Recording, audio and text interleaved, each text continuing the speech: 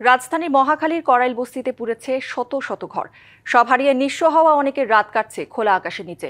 সেখানে আছেন আমাদের সহকর্মী আরিফুল ইসলাম, আমরা যুক্ত হব তার সাথে।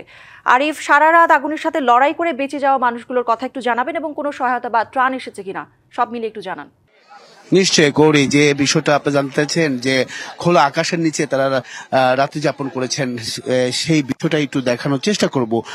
ঠিক আসলে তারা নিরুপায়, একেবারে অসহায়ত্বের যে প্রতিচ্ছবি, সেটা কিন্তু এই করার বস্তিতে আগুন লাগার পর সর্বস্ব হারা এইসব মানুষের যে প্রতিচ্ছবি যদি আমি দেখাতে চাই, তারা বিকল্পভাবে তাদের যে আশ্রয় বা তাদের যে বাসস্থান, বসবাস যোগ্য করার মতো বিকল্পভাবে তারা বেছে নিয়েছেন এই যে পুড়ে যাওয়া যে গতকাল রাতে যে টিন, সেই টিনকেই তারা সম্বল ভেবেই এইভাবেই তারা একটি ঘরে রূপান্তরিত করেছেন নিজেদের উদ্যোগে।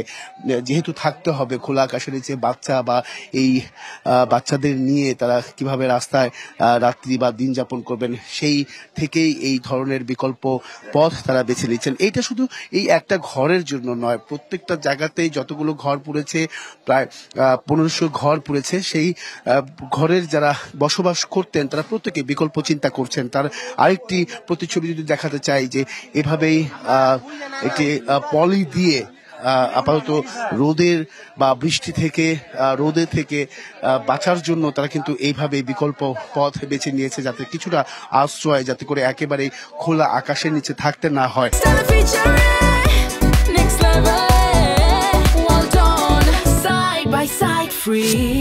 এছাড়াও যদি সহযোগিতার কথা বলছেন, যে সহযোগিতা, হ্যাঁ, সকাল থেকে আমরা দেখেছি বিভিন্ন এনজিও যারা কর্মী রয়েছেন তারা এখানে এসে যাদের যাদের ক্ষতি হয়েছেন, কতজন সদস্য রয়েছে পরিবারের, প্রত্যেকের হিসাব নিয়েই তারা যাচ্ছেন। এছাড়াও পাশাপাশি আমি ফায়ার সার্ভিসের পক্ষ থেকেও দেখেছি সকালবেলা তারা এসেছেন, বিভিন্ন প্রত্যেকটা ঘরে দুয়ারে গিয়ে তারা একটি তালিকা করছেন কারা কারা ক্ষতিগ্রস্ত হয়েছে, কে বেশি ক্ষতিগ্রস্ত হয়েছে, সেই মোতাবেক আসলে সহযোগিতা প্রদানের আশ্বাস কিন্তু দিচ্ছেন। তো সবকিছু মিলেই আমি এখানে অনেকে আছেন, একটু কথা বলতে চাই যারা এখানে ক্ষতিগ্রস্ত হয়েছেন। সেই একজন আছেন এখানে, আপনি একটু বলবেন যে আপনি ঘটনার সময় কখন কি হারিয়েছেন? আমার এই ঘটনার সময় সবই হারাইছি।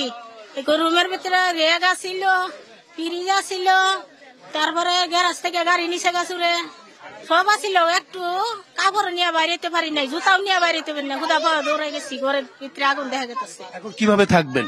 এখন কিভাবে থাকবো, সহযোগিতা করে লাগবো। আমনে ঘরে সহযোগিতা না করলে কি এরকম থাকবো? সারা রাত মনে করবেন রাস্তায় আসিলাম কুয়াশার মধ্যে। শুনছিলেন গৌরী, এখানকার মানুষের যে আর্তনাদ, সেই আর্তনাদের যে বিষয়গুলো আমরা একটু এখানে প্রত্যেকেই যার যার। আপনার ঘর কোনটা? আমার ঘরে না, আমার ঘরের পাশে, ওই পাশে।